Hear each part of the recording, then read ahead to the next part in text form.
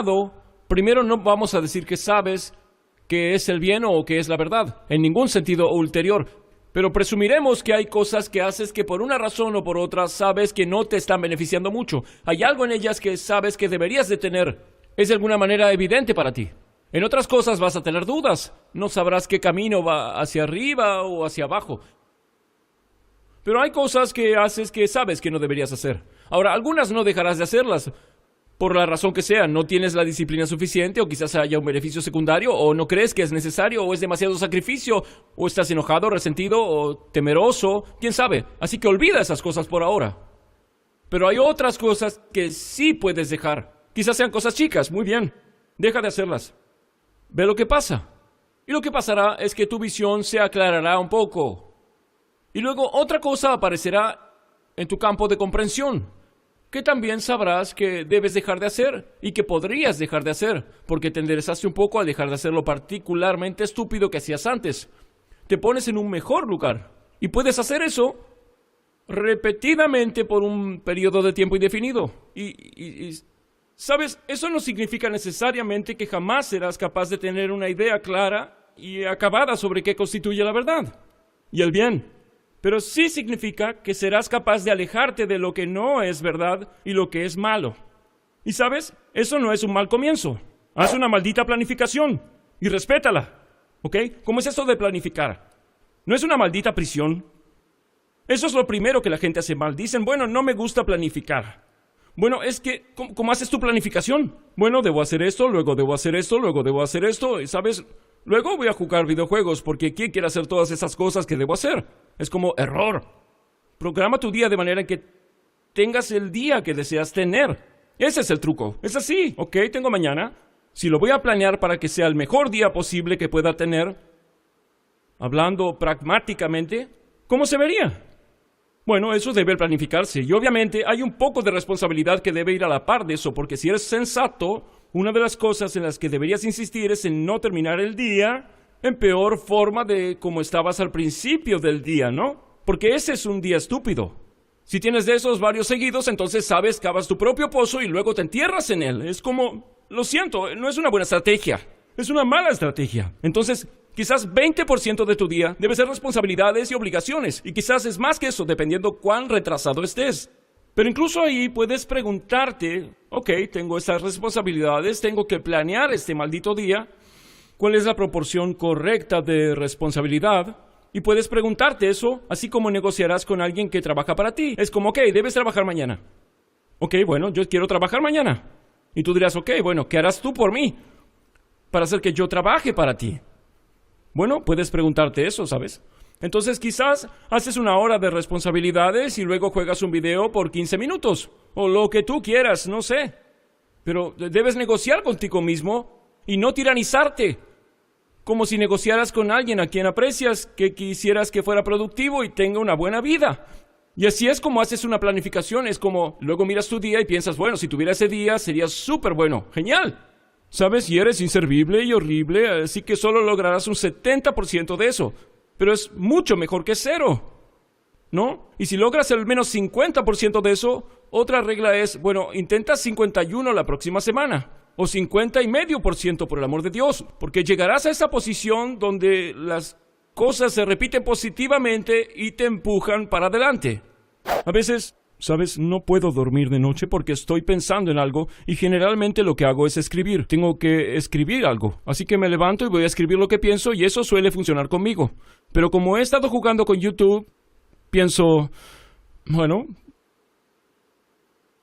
trataré de hacer un video para YouTube y le diré a las personas lo que pienso y probar si eso tiene la misma función que escribir. Y para mí, la función de escribir, bueno, es doble. Una es posiblemente comunicarme con las personas, aunque el propósito fundamental para mí es clarificar mis pensamientos. Así puedo saber, porque si algo te está perturbando, lo que significa es que necesitas articularlo. Esa es la emergencia de un territorio inexplorado, algo que te perturba. Esa es la manera correcta de pensarlo. Es un territorio desconocido que se manifiesta. Es como un panorama de amenaza y posibilidad y debes articular un camino a través de él para atravesarlo. Entonces, eso es lo que hacía. Entonces, era como yo pensaba, bueno, esto me molesta y esto parece ser la razón y esto es lo que creo que pasa y hice los videos y de cierto modo no pensé más en eso. No tienes necesariamente que haber hecho algo mal para que las cosas se salgan de control.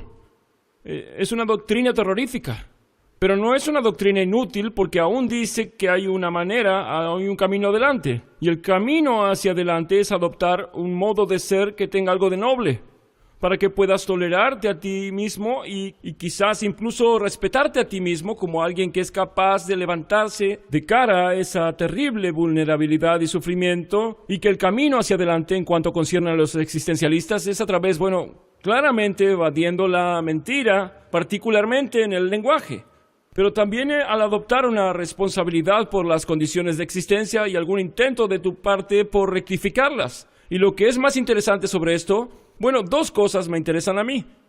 Y luego de esto de mi experiencia clínica, sabes, si tomas a las personas y les has dicho esto y los expones voluntariamente a cosas que están evadiendo y les temen, sabes, que saben que necesitan superar para lograr sus metas, las metas que eligieron, si puedes enseñarle a la gente a pararse de cara a lo que le temen, se ponen fuertes.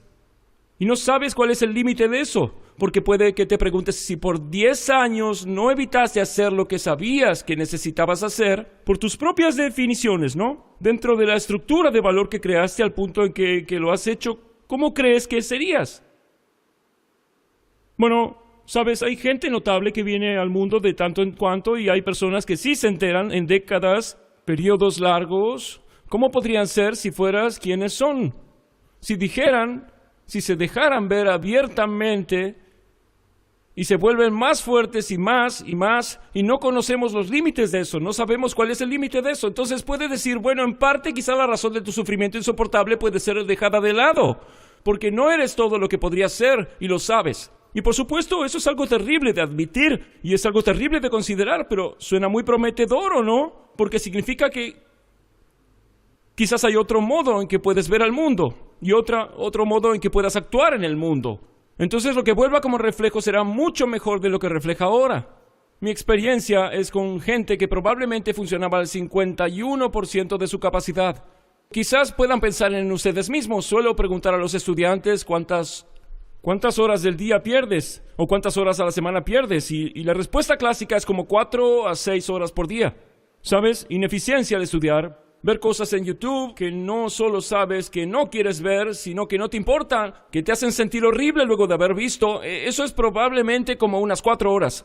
¿Sabes? Piensas, eso es 25 horas semanales, son 100 horas al mes, eso es 2 semanas y media de trabajo, es medio año de trabajo por año.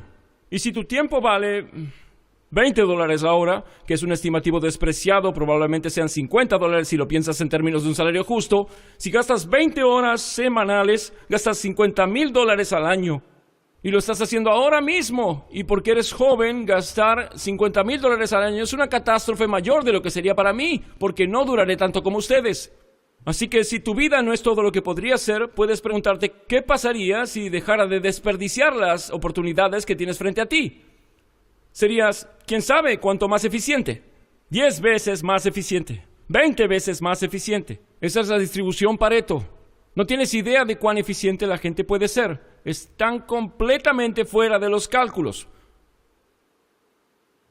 Si todos nos pusiéramos de acuerdo juntos y dejáramos de empeorar las cosas, porque es otra cosa que las personas hacen todo el tiempo, no solo no hacen lo que deberían hacer para mejorar las cosas, sino que activamente hacen las cosas peor, porque por maliciosos o rencorosos o arrogantes o mentirosos o son homicidas genocidas o todo junto en un paquete absolutamente patológico. Si las personas paran realmente tratan de no empeorar las cosas, no sabemos cuánto mejor podrían ser solo por eso.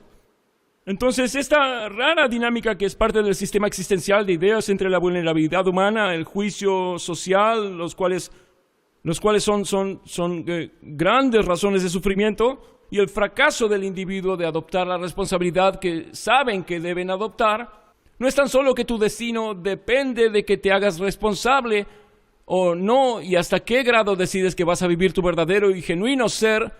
No es solo tu destino, es el destino de las personas con las que te conectas.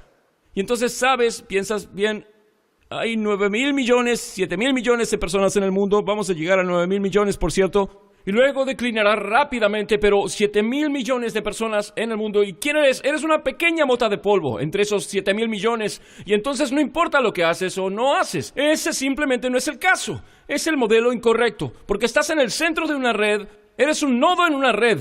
Por supuesto, eso es más verdadero ahora que tenemos redes sociales. Conocerás al menos 1.000 personas, por lo menos en el curso de tu vida. Y ellos conocerán 1.000 personas cada uno. Y eso te pone una persona de distancia del millón. Y 2 personas de distancia de 1.000 millón. Entonces así es como te conectas. Y las cosas que haces son como arrojar piedras a un estanque.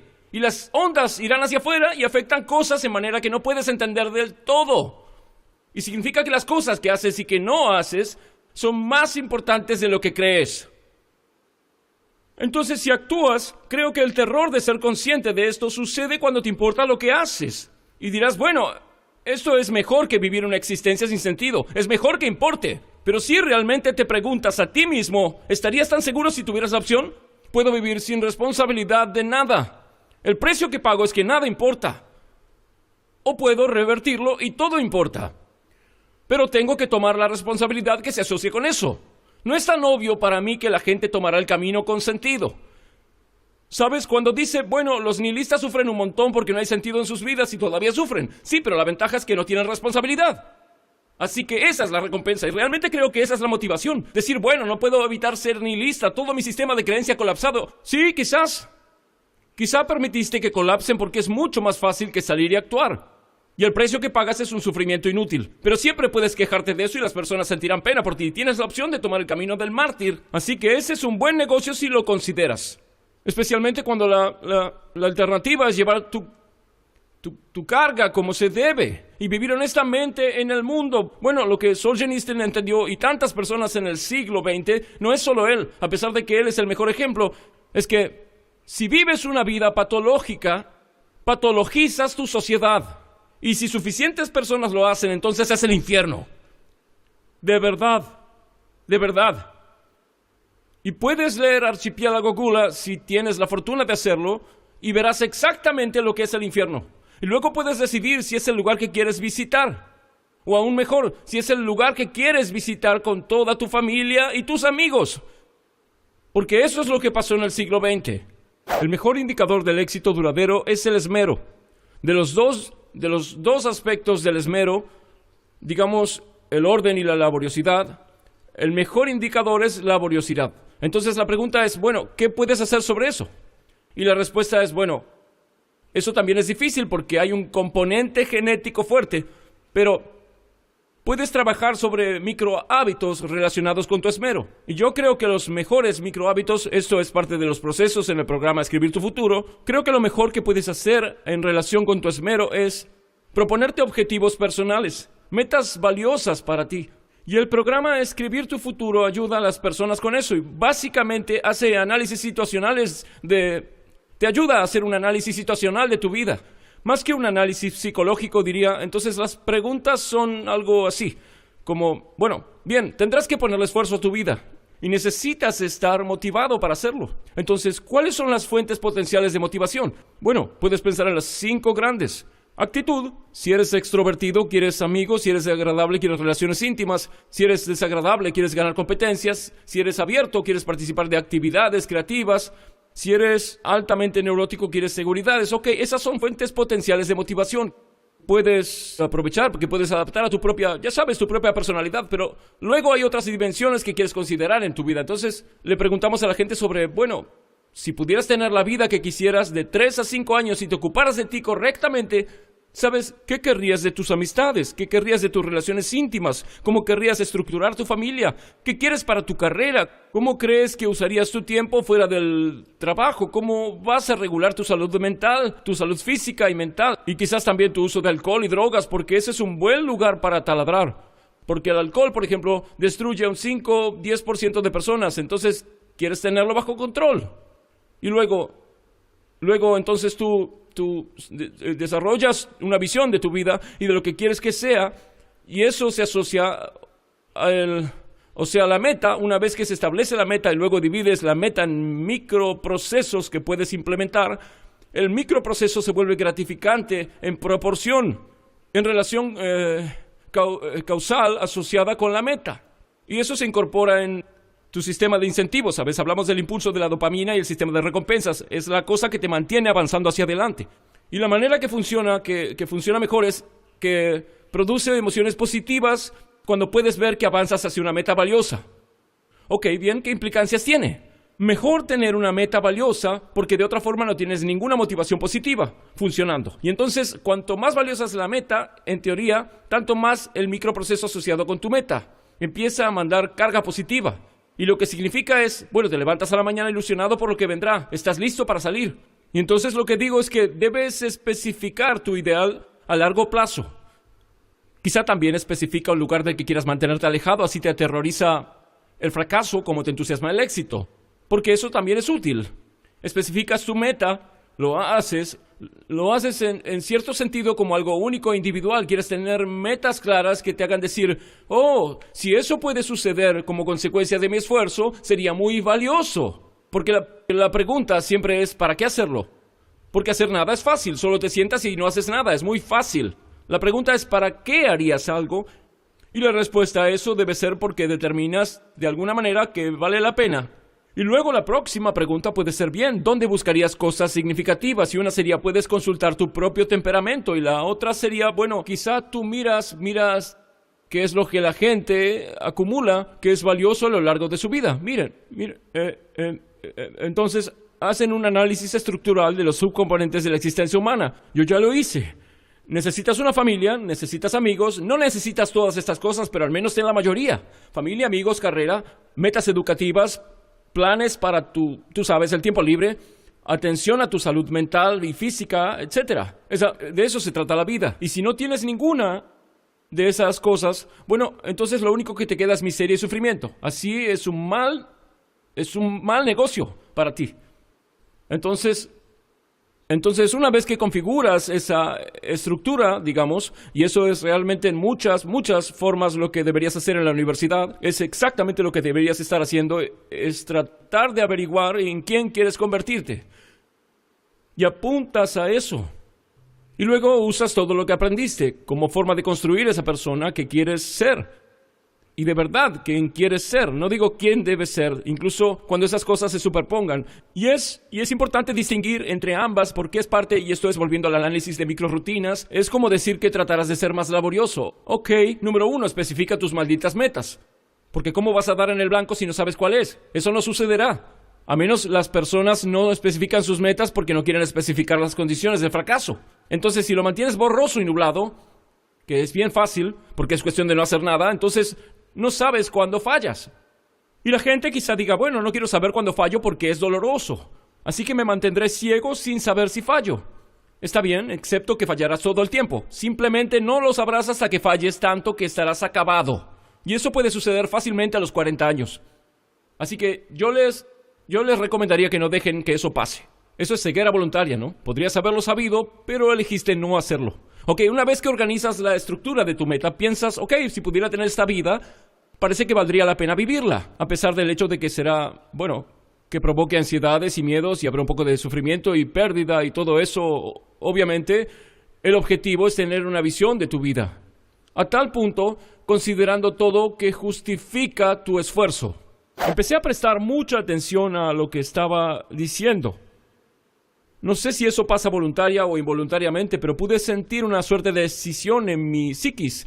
Esta decisión, y de hecho algunos estudiantes dijeron que lo mismo les ha pasado, después de escuchar algo del material que les he estado describiendo a ustedes, pero me divido en dos.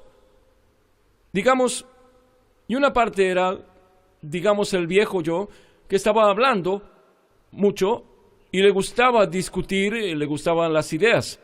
Y había otra parte que miraba a la primera como simplemente con sus ojos abiertos y juzgando neutralmente. Y la parte que juzgaba neutralmente miraba a la parte que estaba hablando y decía, esa no es tu idea. No crees realmente en eso. No sabes realmente de qué hablas. No es verdad. Y pensé, esto es muy interesante. Y entonces ahora le pasaba el 95% de cuanto estaba diciendo. Entonces realmente no sabía qué hacer. Pensé, ok, esto es extraño, entonces quizá me he fragmentado y eso no es algo bueno para nada. Digo, no era como que escuchaba voces o nada por el estilo. Digo, no era bueno, las personas tenemos múltiples partes. Entonces sube este raro interrogante. Es como, bueno, ¿cuál de esas dos partes soy yo? Es la parte que escucha y dice, no, es una tontería, es una mentira, haces eso para impresionar a las personas, solo tratas de ganar una discusión, ¿sabes? ¿Ese era yo o era la parte que iba sobre mi yo empresarial normal? Y no sabía, pero decidí que iría con el crítico. Y luego lo que traté, lo que aprendí a hacer, creo, fue dejar de decir cosas que me debilitaban. Y eso, bueno, estoy tratando de hacerlo porque siempre siento cuando hablo si las palabras que digo me están haciendo alinear o hacen que me desarme. Y creo que la alineación es la mejor manera de conceptualizarlo, porque creo que si dices cosas que no son tan verdaderas como podrían serlo, digamos, entonces salen de las profundidades de ti mismo. Porque no sabes de dónde vienen los pensamientos, no sabemos cuán profundo de la subestructura emergen los pensamientos, no sabemos qué procesos de alineamiento fisiológico son necesarios para que hables desde el centro de tu ser. No entendemos nada de eso, ni siquiera podemos conceptualizarlo, pero creo que puedes sentirlo y aprendí parte de eso leyendo a Carl Rogers, por cierto, quien es un gran terapeuta, porque hablaba sobre la salud mental en parte, como una coherencia entre lo espiritual o abstracto y lo físico, y que las dos cosas se alinean, y hay mucho de la idea de alineamiento en el psicoanálisis y en el pensamiento clínico.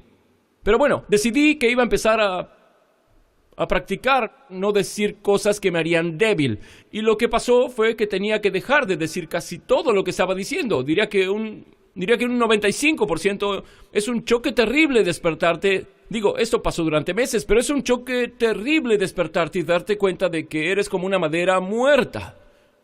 Es un choque, ¿entiendes? Y podrías pensar, bueno, ¿realmente quieres quemar toda esa parte? O sea, no quedaría nada más que una cascarita, un 5% de ti. O sea, pues, si ese 5% es sólido, entonces quizás es exactamente lo que quieres que pase. Adopta el modo de ser auténtico. Y eso es algo como abstenerse de participar en la mentira, en la decepción y en la mentira. Orientar tu discurso lo más posible hacia la verdad. Y de tomar responsabilidad por tu propia vida y quizá por las vidas de otras personas. Y hay algo acerca de eso que es significativo, irresponsable y noble, pero también sirve para mitigar el mismo sufrimiento que produce, digamos, el nihilismo o el huir o el escapar a los brazos de los totalitarios en primer lugar. Necesitas algo con que resguardarte de tu propia vulnerabilidad. Puedes pensar el mundo de esta manera. Puedes pensarlo como tu pequeño plan ordenado. Es un lugar y puedes pensarlo como el lugar de donde vienen las cosas que interrumpen tu plan. Es otro lugar. Este es un lugar más grande que ese, porque hay una cantidad infinita de cosas que pueden perturbar tu plan y solamente una cantidad pequeña, que te va a ayudar a resolverlo. Entonces, una parte de la pregunta también es, ¿eres el amigo de tu plan o eres el amigo de la cosa que perturba tu plan? Y yo diría que deberías trabajar para ser el amigo de la cosa que perturba tu plan, porque hay mucho de eso. Y luego, si te conviertes en el amigo de la cosa que perturba tu plan, luego empiezas a desarrollar una fortaleza en proporción a la fuerza disruptiva. Y eso es realmente lo que quieres. Quieres poder implementar tu plan, obviamente, pero quieres poder encarar las consecuencias del error y aprender de eso. Y luego ganas constantemente, porque aun si algo se sale del camino, piensas, hay algo que se puede obtener de esto. Es sabiduría fundamentalmente. Planifica una vida que te gustaría tener. Y haces eso en parte refiriendo a las normas sociales. Es más o menos como rescatar a tu padre de la panza de la ballena. Pero la otra manera en que haces eso es tener una pequeña conversación contigo mismo acerca de como si no te conocieras de verdad, porque sabes cómo eres, no harás lo que te dicen, no harás lo que te dices a ti mismo. Deberías haberte dado cuenta de eso. Es como si fueras un mal empleado, pero un peor jefe. Y los dos trabajan, o sea, para ti.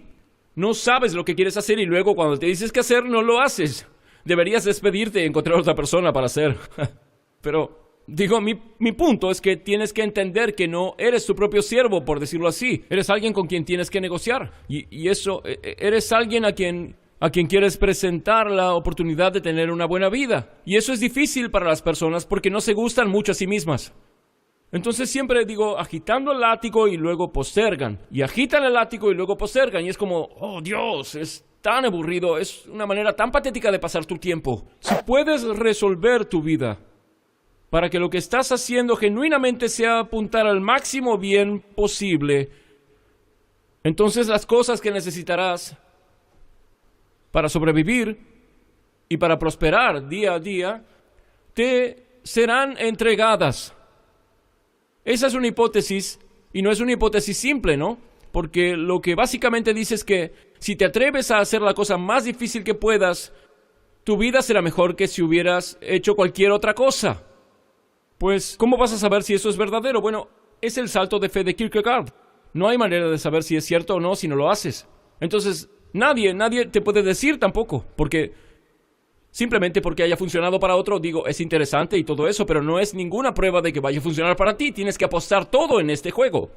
No hay ninguna manera más efectiva de operar en el mundo que conceptualizar el máximo bien que puedas y luego luchar para lograrlo. No existe ningún camino más práctico que vaya al tipo de éxito que pudieras tener si realmente supieras qué es el éxito. El mundo se organiza alrededor de tu objetivo, porque eres un ser que tiene un objetivo. Tienes que tener una meta para poder hacer algo. Eres un ser con aspiraciones. Miras un punto y te mueves hacia eso. Viene ya incorporado en ti. Entonces tienes un objetivo. Bueno, digamos que tu objetivo es el máximo posible. Entonces eso construye el mundo a tu alrededor. Organiza tus percepciones. Organiza lo que ves, lo que no ves. Organiza tus emociones y tus motivaciones. Entonces te organizas alrededor de ese objetivo y luego lo que pasa es que el día se manifiesta como un conjunto de desafíos y problemas. Si los resuelves bien, entonces te quedas en el camino que va a la meta. Y te puedes concentrar en el día. Y así puedes tener el pan y la torta porque puedes apuntar a la distancia lejana. Y puedes vivir en el día. Y a mí me parece que eso hace que cada momento del día se cargue de significado, porque si todo lo que haces todos los días está relacionado al máximo objetivo posible que puedas pensar, bueno, es la mismísima definición del significado que te sostendrá en tu vida.